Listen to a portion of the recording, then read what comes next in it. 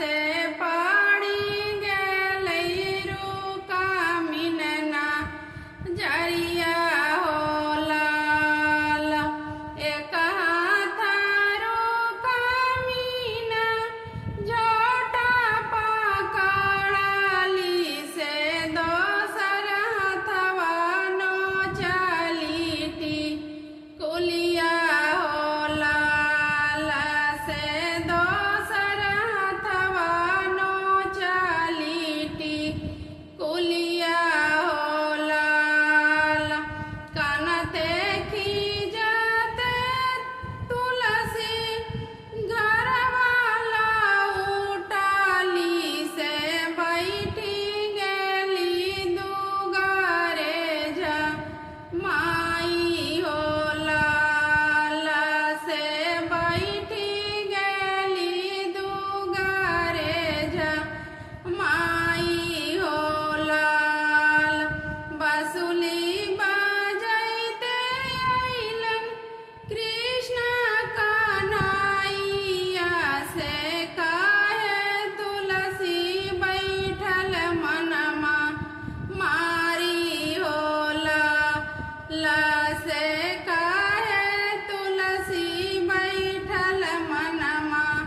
मारी हो लाल आ चुप रहूं कुंवर कन्हैया से तोहर कारण पाट लैला अड़ैया हो लाल से तोहर कारण पाट लैला अड़ैया हो लाल एक हाथ रुका मीना जोटा मोर पकड़ले से दोसर हथवा नो चलीटी कुलिया हो लाल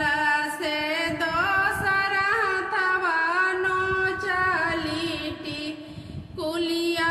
हो लाल से तोहर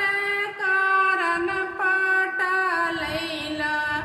अड़ैया हो लाल से तोहर कारण पाट लैला अड़ैया हो लाल रुकमिन के देबै तुलसी डाली भरा सोनमा से तोहरा के हृदय मेला